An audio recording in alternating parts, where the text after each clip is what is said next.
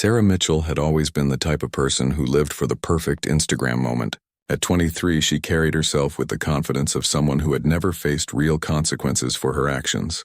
Her blonde hair was always perfectly styled, her makeup flawless even in humid weather, and her phone was constantly in her hand, capturing every moment of her European vacation. The summer heat in Athens was brutal as she stood before the tomb of the unknown soldier at Syntagma Square. The white marble monument gleamed under the afternoon sun, and two Evzone's guards stood motionless in their traditional uniforms. These elite soldiers, dressed in their distinctive fustanella kilts, pom-pom shoes, and tasseled caps, had been guarding this sacred site for decades. Their movements were precise, their dedication unwavering, and their purpose deeply meaningful to every Greek citizen. Sarah barely glanced at the memorial plaque explaining the significance of the tomb. She was too busy adjusting her camera angle, trying to get the perfect shot for her social media followers back in California. Her friend Jessica stood nearby, equally focused on documenting every moment of their trip, rather than understanding its meaning. "This is so cool," Sarah whispered to Jessica, completely missing the irony of her words as she stood before a monument dedicated to fallen soldiers. "Look at these guards. They're like statues. I bet I could make them move." Jessica giggled nervously. "Sarah, maybe we should just take our photos and go. This place feels really serious." But Sarah was already forming a plan in her mind. She had seen videos online of tourists trying to get reactions from guards at Buckingham Palace and other famous locations. The idea of creating viral content was too tempting to resist. Her followers loved her bold personality and willingness to push boundaries. This could be the post that finally got her the influencer status she had been chasing. The changing of the guard ceremony had just concluded 20 minutes earlier. Dozens of tourists had watched in respectful silence as the soldiers performed their intricate, choreographed movements. The precision and honor of the ceremony had moved many visitors to tears, but Sarah had spent most of it trying to get the best camera angles. Now, with fewer people around, Sarah saw her opportunity. The two guards stood perfectly still, their rifles at their sides, their eyes focused straight ahead. They had been trained to ignore distractions, to maintain their posts with dignity and respect for the unknown soldiers buried beneath their feet. "Watch this," Sarah said to Jessica, her voice filled with the kind of excitement that comes before making a terrible decision. She pulled out her phone and switched to video mode. "This is going to be hilarious." Sarah approached the rope barrier that kept tourists at a respectful distance from the guards. The barrier was there for a reason. This was a sacred space, a place where families came to honor their lost loved ones, where the nation paid its respects to those who had made the ultimate sacrifice. But to Sarah, it was just another obstacle to overcome for content. She looked around quickly to make sure no police officers were immediately visible. A few other tourists were scattered around the square, most of them genuinely interested in the history and significance of the monument. An elderly Greek couple stood quietly nearby, the woman holding flowers that she had brought to honor her brother who had died in World War II. Sarah's plan was simple, but deeply disrespectful. She would pretend to trip and fall dramatically near the guards, making exaggerated movements and sounds to try to get them to break their stoic composure. Then she would jump up, laugh, and reveal it was all a joke. She imagined the video going viral, her follower count skyrocketing, and maybe even getting picked up by some of the bigger social media accounts she followed. She had no idea that what she was about to do was not just disrespectful, but actually illegal under Greek law. The tomb of the unknown soldier was protected by strict regulations, and interfering with the guards or disrupting the solemnity of the site was a serious offense that could result in immediate arrest and significant legal consequences. As Sarah positioned herself for her prank, Jessica felt increasingly uncomfortable. Something about the atmosphere of the place, the weight of history, and the respectful behavior of the other visitors made her realize they were about to cross a line they shouldn't cross. "Sarah, I really don't think this is a good idea," Jessica whispered urgently. "Let's just take some normal photos and go see the Acropolis instead." But Sarah was already committed to her plan. She had announced to her followers that morning that she had something special planned for today's posts. Her competitive nature with other influencers had been driving her to take bigger and bigger risks for content. This felt like her moment to do something truly memorable. The late afternoon sun cast long shadows across the marble plaza, The guards remained perfectly still, their dedication to their duty evident in every aspect of their bearing. They were young men, probably not much older than Sarah herself, but they carried themselves with a maturity and sense of purpose that she had never developed. Sarah took a deep breath, checked that her phone was recording, and prepared to execute her plan. She had no idea that in just a few moments her life would change forever, and that this thoughtless prank would teach her lessons about respect, consequences, and the weight of history that no amount of social media fame could ever undo. Sarah stepped closer to the rope barrier, her heart racing with excitement and adrenaline. She held her phone steady, making sure the camera captured the perfect angle to show both herself and the stoic guards in the background. The summer afternoon was quiet except for the distant sounds of Athens traffic and the soft conversations of other tourists who were treating the site with appropriate reverence. Without any further hesitation, Sarah suddenly threw herself forward in an exaggerated stumbling motion, letting out a loud theatrical scream as she pretended to trip over absolutely nothing. She flailed her arms dramatically, knocked over a small informational sign, and fell toward the sacred ground where the guards stood their eternal watch. The reaction was immediate and nothing like what Sarah had expected. The guard closest to her, Sergeant Dimitris Kostas, had been serving at the tomb of the unknown soldier for 2 years. His father had been an Evzone before him, and his grandfather had died fighting in the mountains during World War II. This wasn't just a job for him, it was a sacred duty, a connection to generations of Greek soldiers who had given everything for their country. Instead of breaking character or showing amusement, Sergeant Kostas moved with lightning speed and precision. His training kicked in immediately as he interpreted Sarah's sudden movement toward the protected area as a potential security threat. In one fluid motion, he stepped forward, his rifle moving to a ready position as he shouted in Greek, "Stop! Stay back!" Sarah froze mid-fall, suddenly realizing that this wasn't going according to plan. The guard's voice carried an authority and intensity that cut through her social media-induced confidence like a knife. Other tourists in the area immediately turned their attention to the commotion, their faces showing confusion and concern. The second guard, Corporal Andreas Papadopoulos, had already activated the silent alarm that would bring additional security and police to the scene within minutes. His hand moved to his radio as he began speaking rapidly in Greek, reporting a possible incident at the tomb. Both guards were now fully alert and focused on Sarah, their previous statue-like stillness replaced by the coiled tension of soldiers ready to protect their post. Jessica dropped her own phone in shock. "Sarah, get up. Get away from there," she called out, finally understanding that they had made a terrible mistake. But it was too late for a graceful exit. Sarah scrambled to her feet, her face flushed with embarrassment and growing fear. She tried to laugh it off, holding up her hands and speaking in English. "It's okay. It's okay. I was just joking around. It's for social media." The guards didn't understand her words, but they understood her tone and body language. This wasn't a security threat in the traditional sense, but it was something potentially worse. A deliberate act of disrespect toward one of Greece's most sacred sites. Sergeant Kostas spoke in heavily accented but clear English. "You must step back immediately. You are not permitted in this area." Other tourists began to gather, some taking photos and videos of the unfolding situation. An elderly Greek man who had been visiting the tomb with his wife approached with obvious anger in his eyes. He began speaking rapidly in Greek to the guards, pointing at Sarah and shaking his head in disgust. Sarah finally realized the gravity of what she had done. This wasn't like pranking someone at a shopping mall or even at a regular tourist attraction. She was at a war memorial, a place where people came to honor their dead, and she had treated it like a playground for her entertainment. "I'm really sorry," she said, backing away from the rope barrier. "I didn't mean any disrespect. I was just making a video for my followers." But her apology only seemed to make things worse. Jessica could see plainly that the mention of making a video for entertainment purposes at this sacred location was adding insult to injury. The elderly Greek man, whose name was Georgios Dimitriou, had served in the military himself and had lost friends in various conflicts. He spoke enough English to understand what Sarah had said, and his face grew red with anger. "You make joke of our heroes?"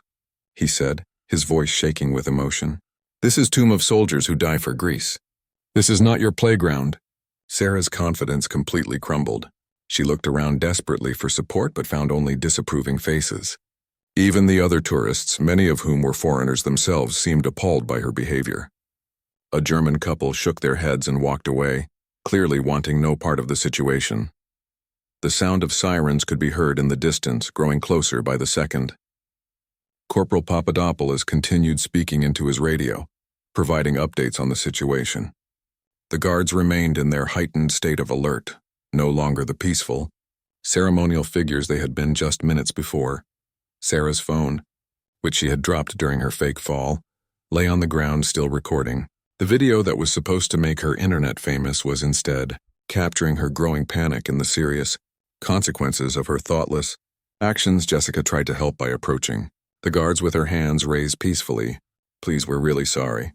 We're tourists from America. We didn't understand how serious this place was. Can we just leave? But it was too late for a simple apology and departure. The wheels of Greek law enforcement were already in motion, and Sarah was about to learn that actions have consequences, especially when those actions show profound disrespect for a nation's most honored dead.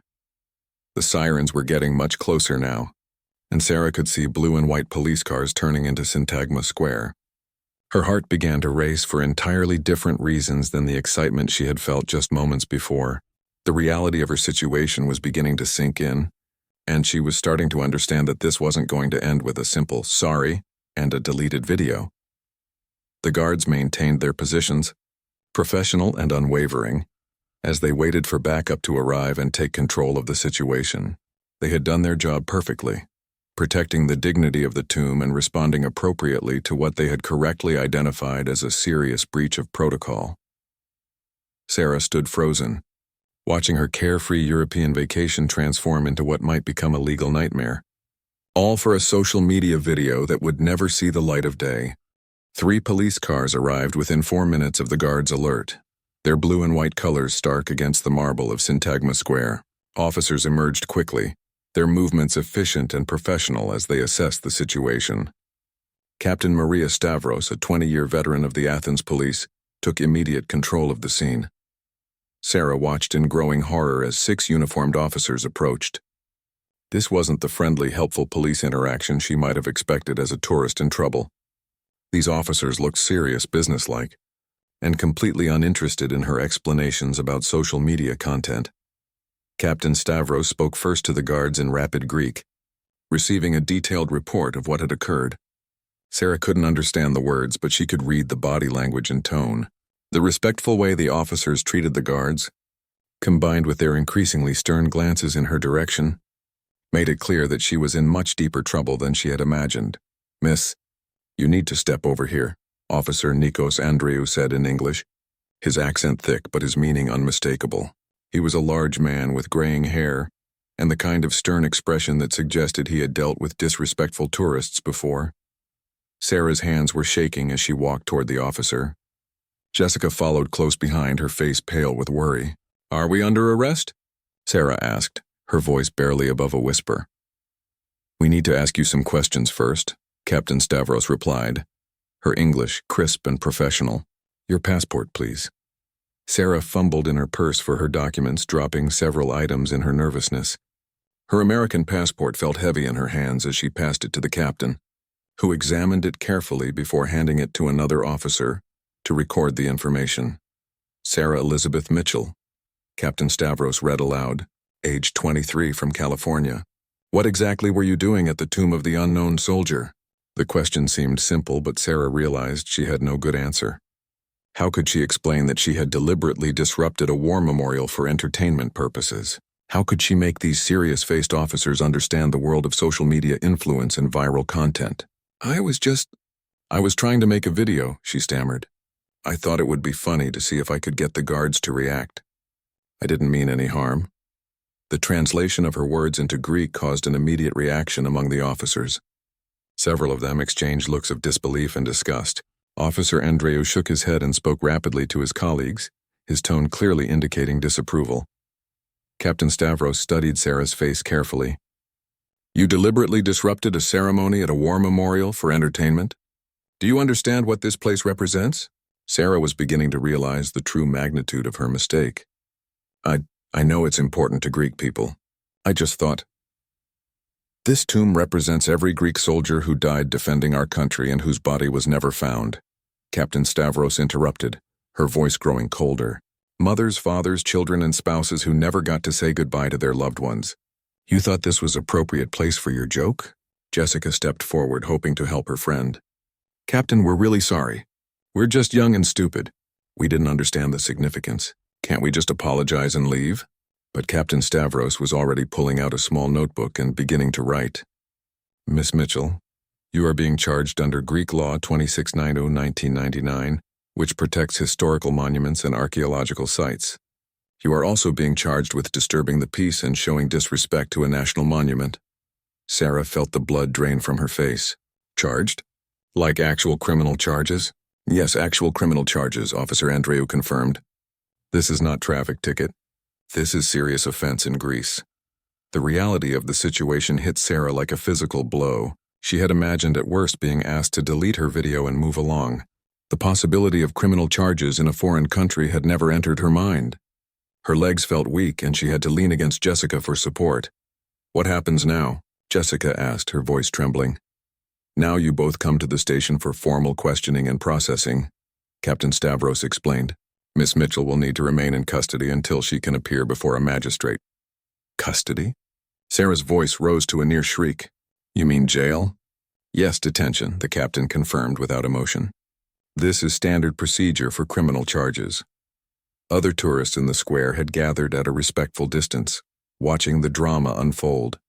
Some were taking photos and videos, which would later appear on various social media platforms as cautionary tales about respecting local customs and laws.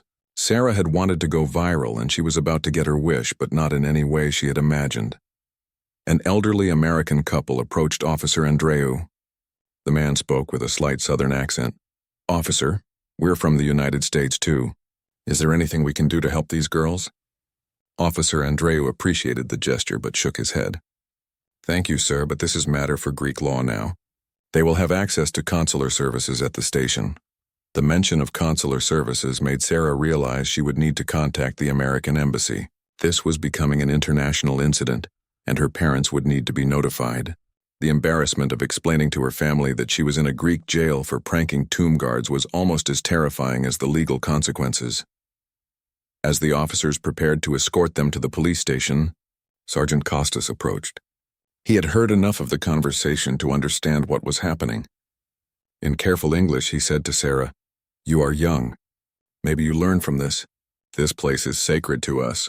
Our grandfathers, our fathers, our brothers, they die so Greece stays free. You understand now?" Sarah nodded, tears beginning to form in her eyes. For the first time since arriving in Athens, she was starting to understand that the world didn't revolve around her social media presence. These guards, these officers, these tourists she had disturbed, they were real people with real feelings and real respect for something much bigger than her desire for online fame. "I'm sorry," she whispered to the guard. "I really am sorry." Sergeant Costas nodded solemnly and returned to his post. His duty was to guard the tomb, not to forgive disrespectful tourists, but he hoped the young American woman would learn something from this experience that would make her a better person.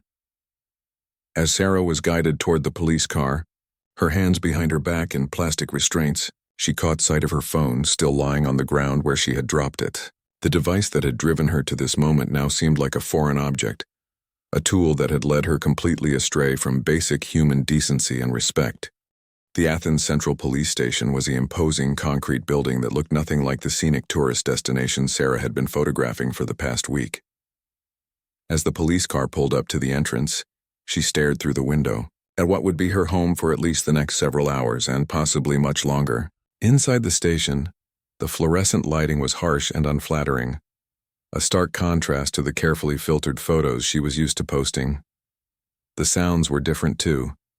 No cheerful tourist chatter or street musicians, just the serious voices of officers, the clicking of keyboards, and the occasional ring of telephones. Captain Stavros led Sarah and Jessica to a small interview room with gray walls, a metal table, and 3 plastic chairs. The room smelled of disinfectant and old coffee, and Sarah found herself wondering if this was where her European adventure would end. "Miss Mitchell, we need to complete your formal statement," Captain Stavros began, placing a recording device on the table between them. Everything you say will be recorded and may be used in court proceedings. The word court hit Sarah like another punch to the stomach. Until this moment, some part of her had still believed this might all blow over with an apology, and perhaps a fine. But the mention of court proceedings made it clear that this was real, serious, and potentially life-changing. Before we begin, you have the right to contact the American Embassy, Captain Stavros continued. You also have the right to request a lawyer, though you will need to pay for legal representation yourself. Sarah's mind raced. She had about 800 euros left from her vacation budget, money that was supposed to last her another week in Greece and cover her flight changes. The idea of needing to pay for a lawyer in a foreign country was terrifying, but the idea of facing Greek courts without one seemed even worse. "Can I call my parents first?" Sarah asked, her voice small and shaky. "Yes, you may make one phone call," Officer Andreu replied, handing her an old-fashioned corded telephone. "But remember, this call may be monitored." Sarah's hands trembled as she dialed her parents' number in California. The time difference meant it was early morning there, and she knew she would be waking them up with what might be the worst phone call of their lives. Her mother answered on the third ring, her voice groggy but alert. "Sarah? Honey, what time is it? Are you okay?" Sarah burst into tears before she could even speak. The weight of her situation, combined with hearing her mother's worried voice, broke down all her remaining composure. "Mom, I'm in trouble. I'm in a police station in Greece and they're saying I might go to court and I don't know what to do," she sobbed into the phone. There was a moment of stunned silence before her mother's voice returned, now fully awake and filled with panic. "What? What happened? Are you hurt?" "I did something really stupid at a war memorial and now they're pressing charges, and I might have to go to jail and I need a lawyer, and I don't have enough money, and—" Sarah's words tumbled out in a rush of panic and regret. Her father had picked up the extension and was listening to the conversation. His voice when he spoke was calmer than her mother's but carried a weight of disappointment that cut Sarah deeply. "Sarah, slow down and tell us exactly what happened," he said. "We can't help you if we don't understand the situation." Taking deep breaths, Sarah explained the events at the tomb of the unknown soldier. With each detail she shared, she could feel the disappointment and disbelief from her parents growing. When she finished, there was a long silence on the other end of the line. "You pranked a war memorial for social media?" her mother finally asked, her voice barely above a whisper.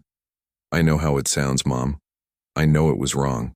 I just didn't think it was that big a deal at the time." Her father's response was quiet but firm. "Sarah, this is exactly the kind of behavior your mother and I have been worried about. This obsession with social media and getting attention online. It's made you lose sight of basic respect and common sense." The truth of his words stung more than any punishment the Greek legal system could impose. Sarah realized that this incident wasn't just a momentary lapse in judgment.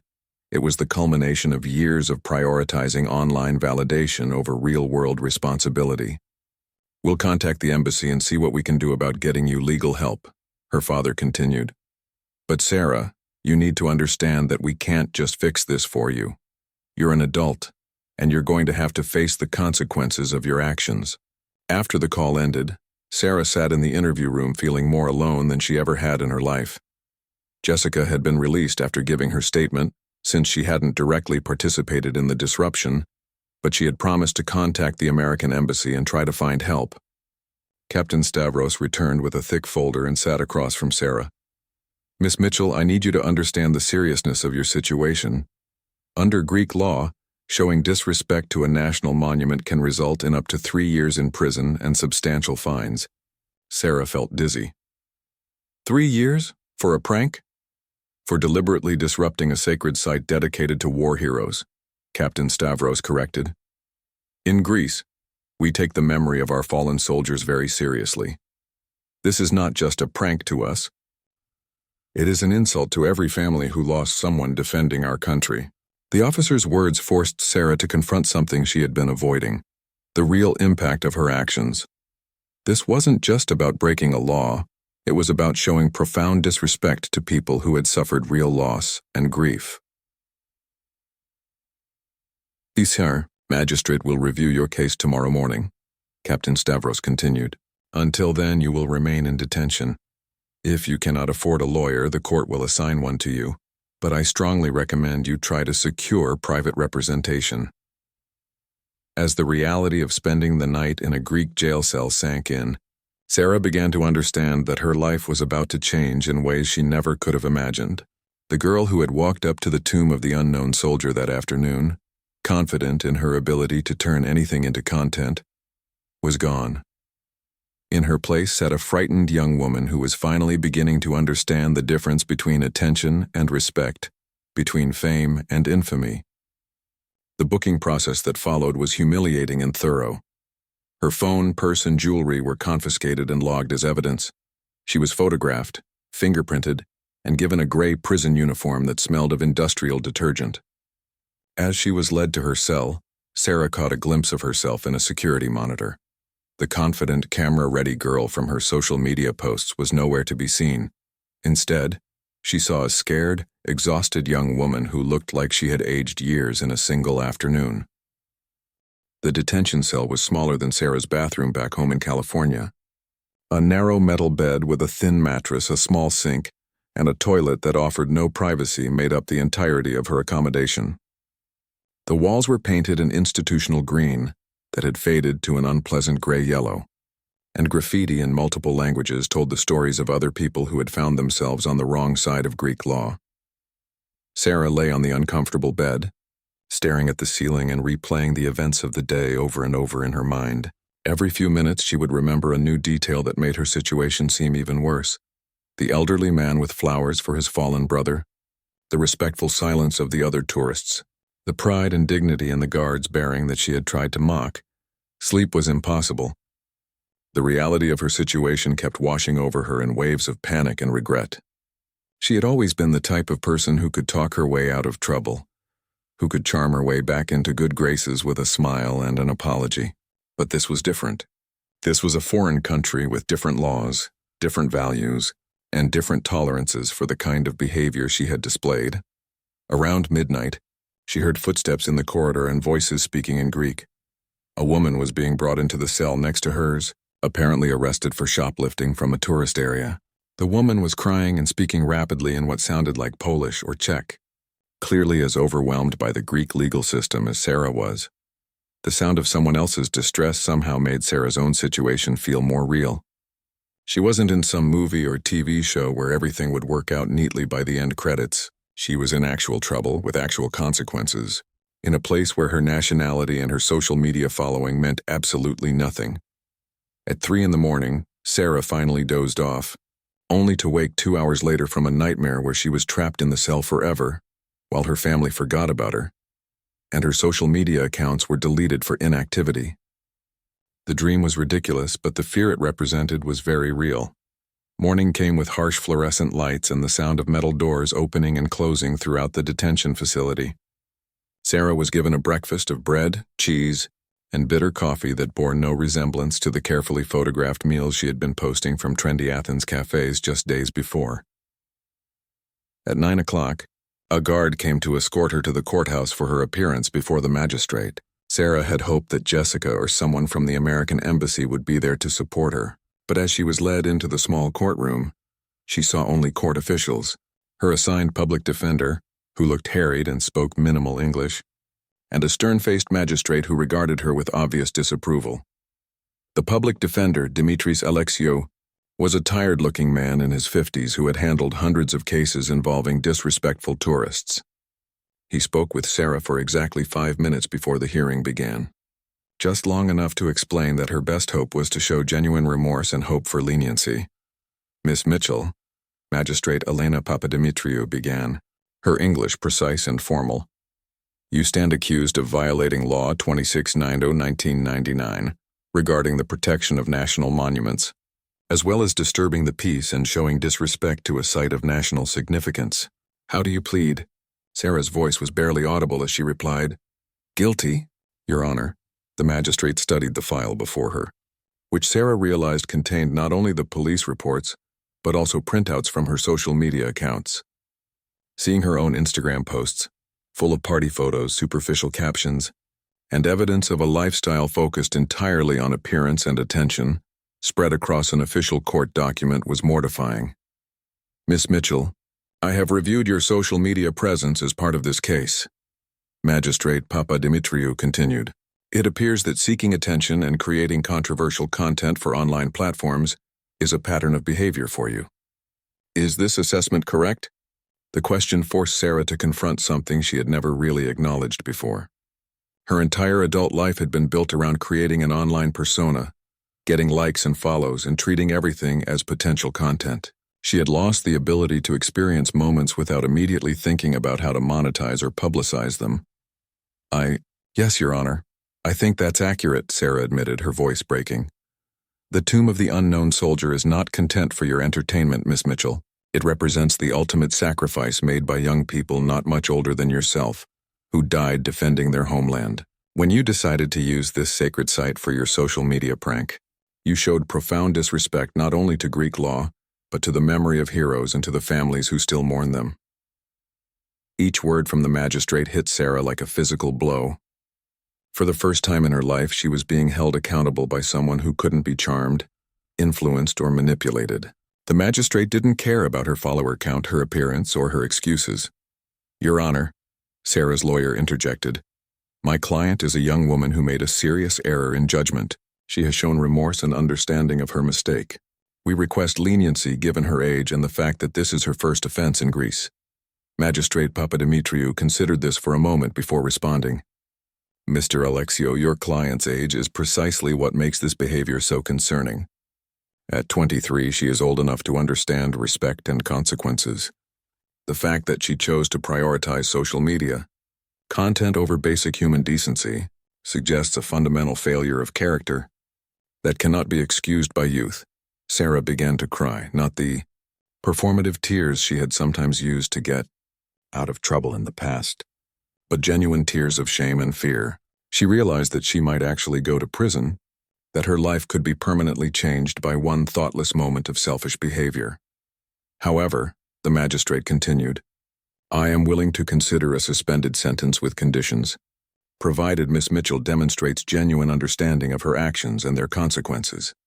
A suspended sentence meant she wouldn't go to prison immediately, but any future legal troubles could activate the original sentence.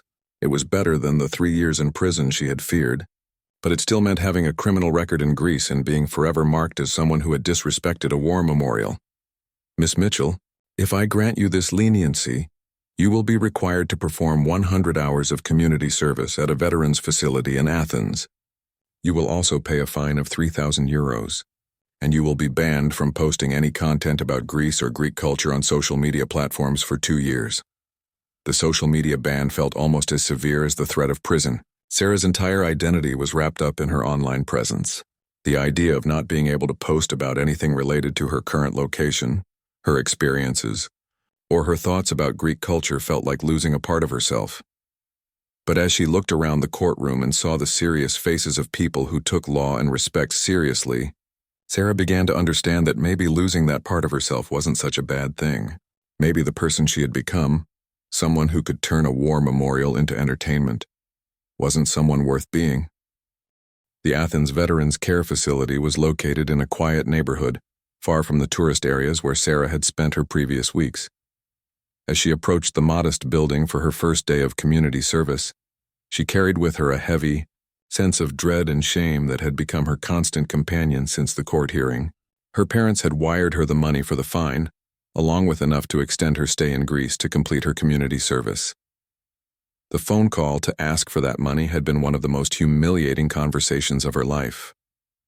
Her father's disappointed silence and her mother's tearful questions about where they had gone wrong, as parents haunted her more than any legal punishment could. The facility director, Maria Kostopoulos, was a woman in her 60s with gray hair pulled back in a practical bun and eyes that seemed to see right through Sarah's remaining pretenses. She had been working with veterans for over 30 years and had little patience for people who didn't understand the reality of sacrifice and service. Miss Mitchell, she said as she led Sarah through the facility's corridors, you will be working primarily in our memory care unit. Many of our residents are elderly men who served in various conflicts throughout Greek history. Some have dementia, Others have physical disabilities from their service. All of them deserve your respect and patience." Sarah nodded, not trusting herself to speak. The weight of what she had done felt heavier in this place, surrounded by men who had actually put their lives on the line for their country while she had treated their sacrifice as material for entertainment. Her first assignment was to help serve lunch to the residents. As she pushed a cart of meal trays through the dining room, she encountered faces that told stories of real hardship and genuine heroism. There was Yanis, who had lost his leg fighting in Cyprus in 1974, but still insisted on standing whenever a woman entered the room. There was Kostas, whose hands shook from Parkinson's disease, but who still tried to share his war stories with anyone who would listen. And there was Dimitris Stavru, a 90-year-old man who had fought with the resistance during World War II. When Maria introduced Sarah as an American volunteer, Dimitri's eyes lit up with interest rather than suspicion. "America helped us very much during the war," he said in careful English. "I always have good feelings for American people." Sarah felt a stab of shame so sharp it was almost physical. This man, who had every reason to be proud of his service and protective of his country's honor, was showing kindness to someone who had disrespected the very values he had fought to defend. As the days passed, Sarah found herself drawn into the residents' stories despite her initial reluctance. She learned about Nikos, who had served as a medic and still woke up sometimes calling for his fallen comrades. She met Andreas, who had been a prisoner of war and still couldn't sleep in complete darkness. She heard story after story of young men who had faced impossible choices and made unimaginable sacrifices for something bigger than themselves. The work was exhausting and often heartbreaking. Sarah helped elderly men with basic tasks like eating, walking, and remembering to take their medications. She cleaned wheelchairs, changed bed linens, and sat with residents who had no family left to visit them. It was the opposite of glamorous, the opposite of social media worthy, and slowly, it began to change something fundamental inside her. 3 weeks into her community service, Sarah was sitting with Dimitris as he looked through an old photo album. The pictures showed him as a young man, handsome, proud, surrounded by other resistance fighters who looked barely old enough to shave, let alone fight a war. "This is my brother Alexandros," Dimitri said, pointing to a young man who bore a strong resemblance to him. He was 19 when the Germans killed him. His body. We never found his body. Sarah stared at the photograph, and for the first time she truly understood what the tomb of the unknown soldier represented. It wasn't just a monument or a tourist attraction. It was a place that honored people like Alexandros, young men whose families never got to say goodbye, whose bodies never came home. "Mr. Stavru," Sarah said quietly, "I need to tell you something. I'm not here just as a volunteer. I'm here because I did something terrible at the tomb of the unknown soldier." Dimitris looked at her with curiosity rather than anger, as she explained what had happened. When she finished, he was quiet for a long time, still looking at the photo of his brother. "You were foolish," he finally said, "but you are here now learning. Maybe this is good." His forgiveness, combined with her growing understanding of what she had really done, broke something open inside Sarah. She began to cry, deep, cleansing tears that seemed to wash away months of superficial living and social media obsession. Over the remaining weeks of her community service, Sarah threw herself into the work with genuine dedication. She learned Greek phrases to better communicate with the residents. She started arriving early and staying late. She began to see the men not as subjects for pity or charity work, but as individuals with wisdom, humor, and dignity. When her 100 hours were completed, several of the residents asked her to stay in touch. Dimitris gave her a small Greek flag that had belonged to his brother, asking her to remember what it represented. Maria Kostopoulos, who had initially viewed Sarah with suspicion, offered her a permanent position if she ever wanted to return to Athens. Standing outside the facility on her last day, Sarah realized that the person who had entered the building 6 weeks earlier no longer existed. The girl who had seen everything through the lens of social media potential, who had valued attention over authenticity and fame over respect, had been replaced by someone who understood the difference between being noticed and being worthy of notice. When Sarah returned to California, She found that her social media following had actually grown during her absence, as news of her arrest and legal troubles had spread online. Many of her followers were eager to hear her side of the story, to get the inside details of her Greek jail experience for their entertainment. Instead, Sarah deleted her Instagram account entirely. She enrolled in a community college course on history and began volunteering at a local veterans hospital. She got a job at a nonprofit organization that helped elderly people with daily tasks, work that paid poorly but satisfied her in ways that social media fame never had. 6 months later, Sarah received a letter forwarded from the Athens Veterans Care Facility. It was from Dimitris, written in his careful English handwriting. He told her that he was doing well, that he thought of her often, and that he was proud of the changes she had made in her life. At the bottom of the letter he had written, "You learned what my brother died to teach, that some things are more important than ourselves." Sarah framed the letter and hung it in her small apartment, a reminder of the most important lesson she had ever learned. She had traveled to Greece seeking the perfect social media content, and had instead discovered something much more valuable: the understanding that real respect, real purpose, and real fulfillment come not from being seen by strangers online, but from serving others with genuine humility and care. The prank that was supposed to make her internet famous had instead made her truly human. And for the first time in her adult life, Sarah Mitchell was genuinely proud of who she was becoming.